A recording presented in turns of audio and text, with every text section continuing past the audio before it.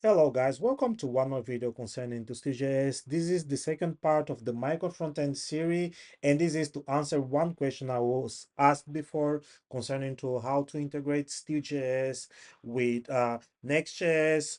And this one will be divided into three parts. So the first part will be discussing this like architecture, and also I will show you guys a real case scenario I've implemented. By the way, I will put the code in the description so you guys can clone or download the code from GitHub.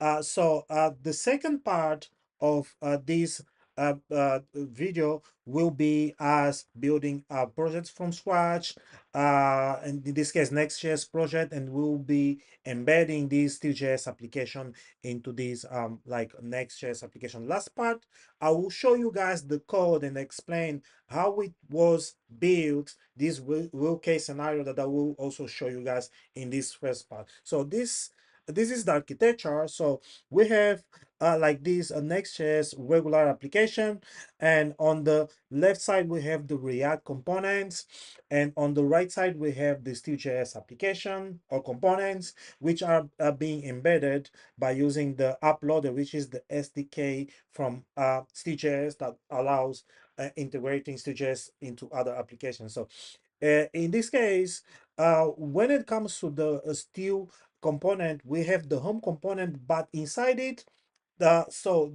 this another component is being embedded, and this component that is being embedded on the home component is actually not in the project itself. This is on the cloud. It means it is on the npm, and Still.js will embed this component straight from npm without really downloading it or having it inside of the project structure. So on the other end, like React component will be feeding the Still.js component with some JSON data. So this data will be displayed properly, as we will see just now. So that's the application, the real case application I've built. So let me just refresh it again. So what we have here is we have the department list, which is React side of things component, and we have this like side, which is like displaying the employee picture and also the employee name, which is also React. But this part, this is Still.js, in this case application or component. And the way it works, by the way, this is like the department directory, which shows like every single department in terms of hierarchy and employees in this hierarchy. And as I click in any of the employees, we can see the picture and the name of the employee that got selected. So in this case, what happens here is when I select a department, so React sends this information to Still.js. So Still.js renders the department, and once I click any of the employees from Still.js, Still.js sends this information to React, so React can display whatever employee got selected. So again, I will put the code of this implementation on the description. So for now, let's jump to the next step, which is building up an application from scratch. So see you guys there. Okay, let's jump into the code. So as always, I will start fresh. I have the Next.js documentation open here already. I will pick this option, which is automatic installation, and I will copy that. I will go back to the terminal and I will paste it. I will put my project name as demo, and I will say just I'll select all the default answers.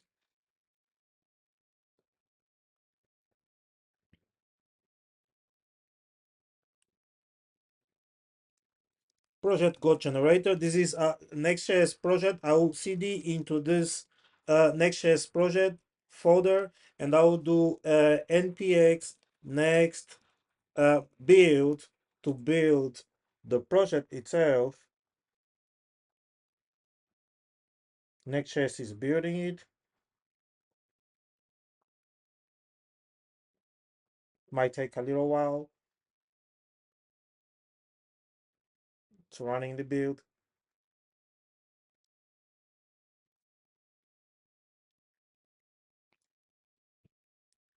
And now I will do npx next, and I will serve, or I will start in the dev mode.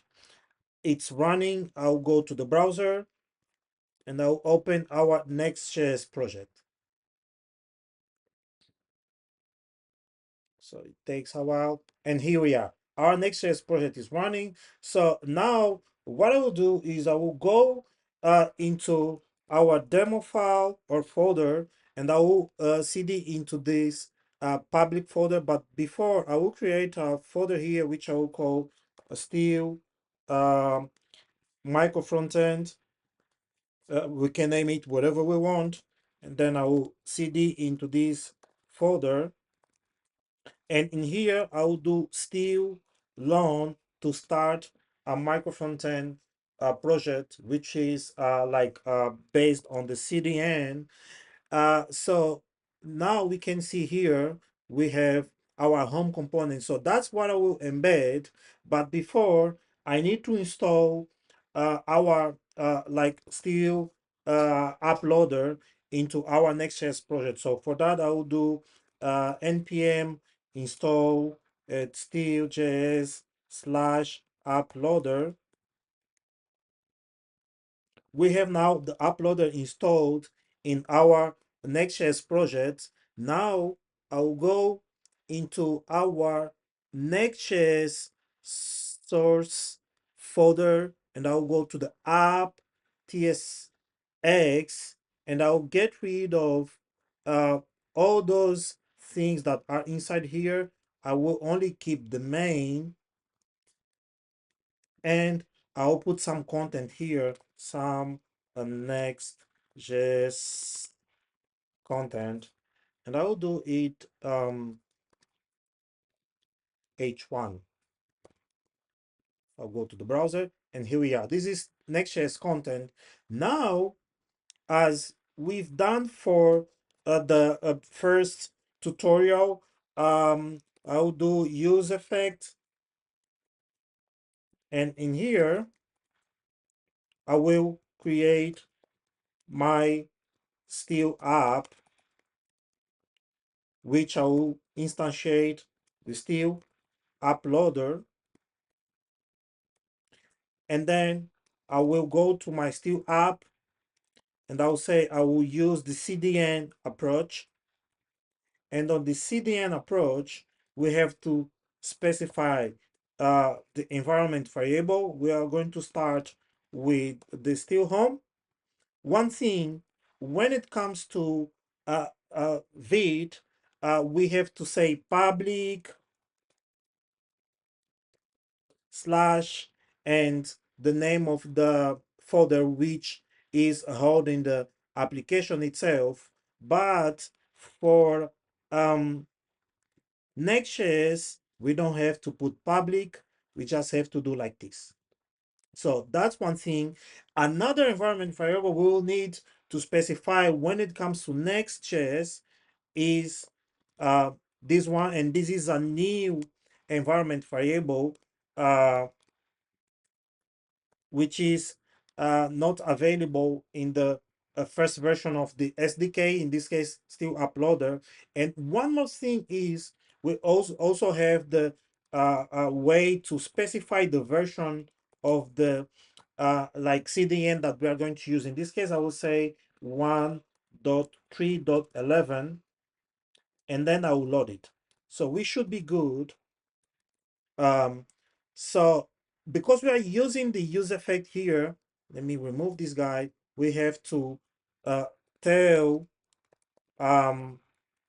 Next.js that we are going to have some client kind of coding um, in here, so it can like handle things properly. So this is to begin with. So next, what I will do is I will go in here and I will say st element, and I'll say component will be equal to home component. This should be enough for us to get our Still.js component being loaded. Let me refresh it. And here we are. This is the Still.js component that is being loaded now properly. So just to like get rid of this error here, this is just because this is a tag that TypeScript doesn't know. I'll just put some comment in here and I'll say ts ignore, and this should be fine. And this is like in the comment format. So now what I'll do is I will go to our Still component, which is in here, and in here I will get rid of everything that is in here, and I will create a state variable I'll call counter, and I will initialize with 0, and I will come in here and I'll say this is Still.js content, and I'll put the counter, and I'll put a button here,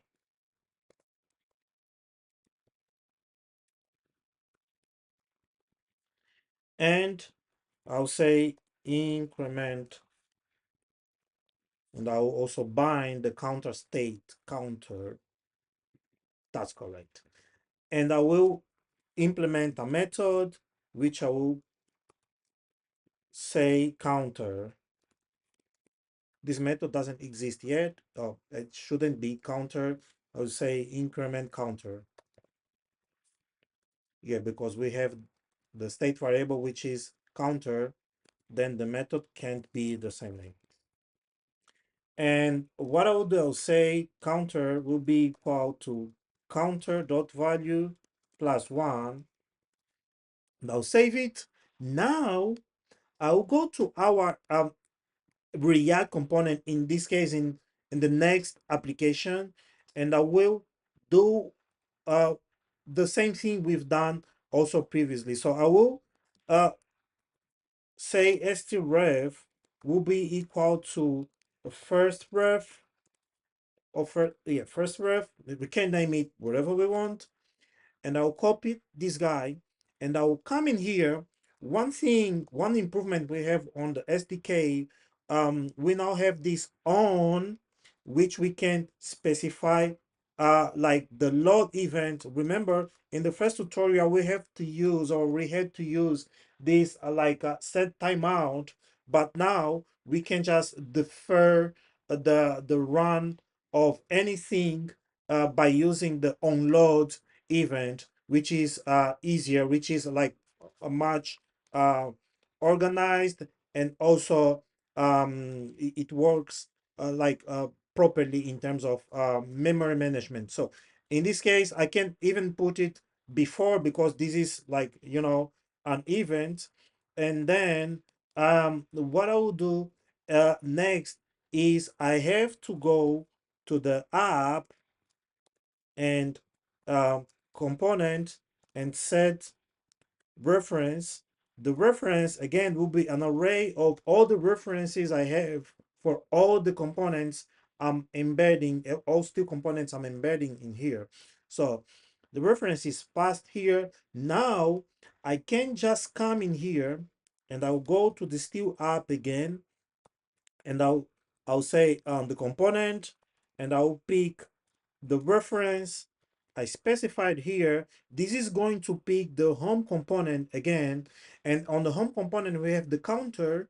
And on the counter, what I'll do is it's counter. I'll do on change.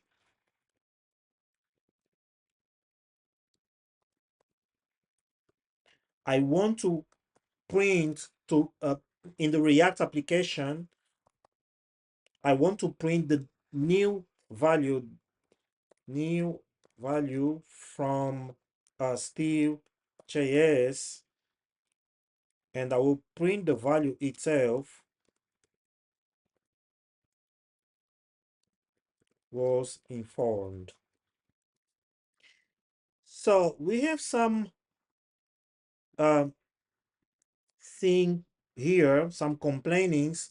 So what I will do is I'll again come in here and I'll say t is ignore. And this is again because like TypeScript doesn't know some of these codes. So we should be good in principle. So let me go to the browser. Let me refresh it. Let me go to the terminal. And now I will we go to the console. We are on the console already, and I'll press, and here we are. We see that so this is Still.js component, but on the React application we are seeing wherever a value is being passed. So guys, this is only for demonstrating on how we can integrate, which is exactly the same way we've done when our application or our project was generated with Vite.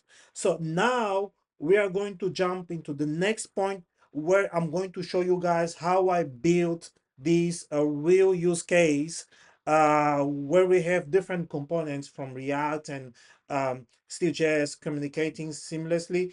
And also we have this remote component being embedded into our application. So guys, see you guys in a while. Okay, guys, let me guide you guys through the code. So this is the project. So we have to consider 4 files in here and one more, which is a remote component, in this case, vendor component. And I will show you guys what is that about. So so in the in the React side of things, in this case, Next.js, we have like those four state variables that we are creating here. One is for the reference, which is being used down here for the embedded component, and then we have the Still app itself, which is for making the Still app available throughout all the components globally. And next we have two more state, which is one for the employee image and the other one for the employee name. So inside here in our use effect hook, so we are instantiating our application, and this application instance is only available inside here. And then we are like assigning our like references of all components we are embedding. And finally, for the Still application, we are like setting to the state variable so we can make it available to other part of the components. So in this case, this like one state is being used down here. This is the only reason we are using this state. So, and then we are saying to our Still application, whenever it is loaded or it gets loaded, so we want to assign this state variable, which is a state from the Still.js side of things. We want to assign it with this initial data. So what is this data about? So this is the department data, which is coming from here and which is inside this JSON file. So we can see, so this is the first department, this is the second department, and this is the third department. So again, initially we are loading with the first department, and after that we are setting our employee name to empty. So, and then we are subscribing to this state variable, which is again on the Still.js component side of things. And we are saying on the Still.js, okay, whenever this selected employee state variable changes, we want to get notified. So in this case, React will be notified and will fill the data that is coming from there. From there to those two state variables, which are then being used down here. So and finally we are loading the Still.js application itself. And next we have this load department, which is called whenever we click into the different departments. So, and what is happening in this case, so we are updating this state variable, which is again on the Still.js side of things, with the department ID and with department data that is coming from this mock data. So let's see this data source state variable, which is the one that is in here, and we also have this state variable, which is the selected employee. So moving forward in here, so we have those three parts of the visual side of things. So the first part, which is the list of the departments, is pure React, and then we have the tree, which is the the hierarchy of the different employees of this department, which is this component that is being embedded from Still.js. And the final part is again React, which is the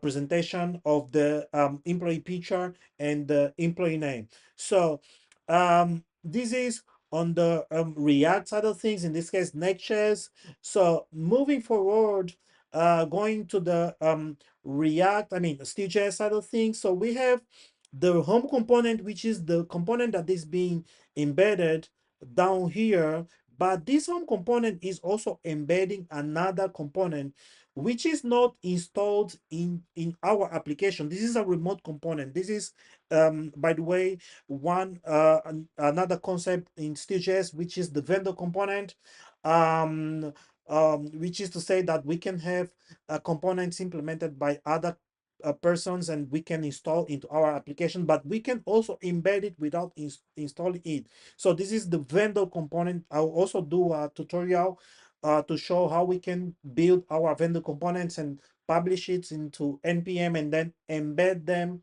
without even installing it.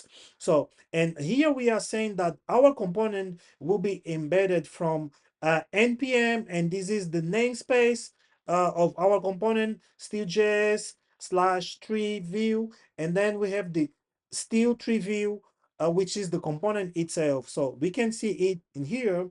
So that's the component we are embedding. We have like in the npm, we have Still.js, and then we have tree view, and inside here we have this file with which is still trivial.js. That's the component itself. And in this component, so we are creating a proxy, and from the proxy, first of all, we are saying that whenever the component is loaded, so we want to load the tree and we want to pass the data that is being assigned initially, which is this one from the React. So we are passing it down to Still.js from here once we assign it, and this is what gets loaded. And whenever the tree, I mean, data source data, get changed, we want again to load the tree with this new data. So what this load tree is doing, so this is only calling those different methods and like properties that are available in this component, and we can check on them. Let me just copy in here and go into the browser, and let me search for that.